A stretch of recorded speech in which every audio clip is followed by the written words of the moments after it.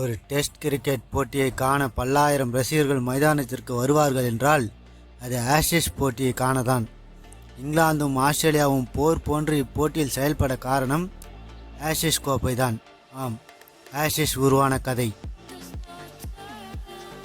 Ashes தொடர் மிகவும் பழமை வாய்ந்தது. 100 வருடங்களுக்கு மேலாக நடந்து வருகிறது.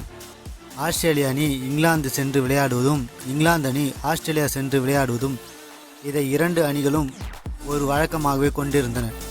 என்னதான் ஆஸ்திரேலிய மண்ணில் இங்கிலாந்து வெற்றிகளை குவித்திருந்தாலும் இங்கிலாந்து மண்ணில் ஆஸ்திரேலியாவால் வெற்றிகளை குவிக்க முடியவில்லை. 1882ஆம் ஆண்டு இங்கிலாந்து சென்றிருந்த ஆஸ்திரேலிய கிரிக்கெட் அணி இங்கிலாந்தை அவர்களது சொந்த மண்ணிலேயே வீழ்த்தியது.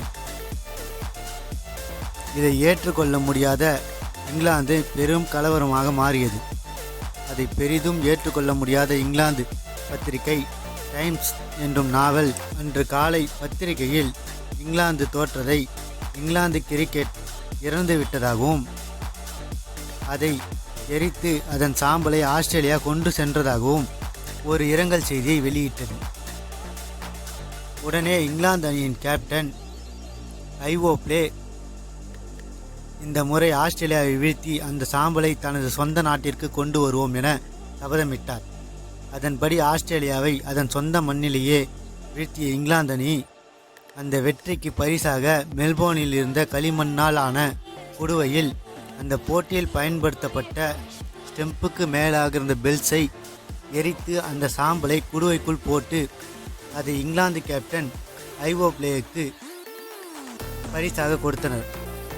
அதன் பிறகுதான் இங்கிலாந்தும் ஆஸ்திரேலியாவும் நடக்கும் டெஸ்ட் கிரிக்கெட் போட்டியை ஆஷஸ் என பெயர் சூட்டப்பட்டது. அந்த கோப்பை மிகவும் சிறியதாக இருக்கும். அதன் பிறகு 2 ஆண்டுகளுக்கு ஒரு முறை இங்கிலாந்து மண்ணில் ஆஸ்திரேலியா மண்ணில் என மாறி மாறி போட்டி நடைபெறும். தொடரை வெல்லும் அணிக்கு ஆஷஸ் கோப்பை வழங்கப்படும்.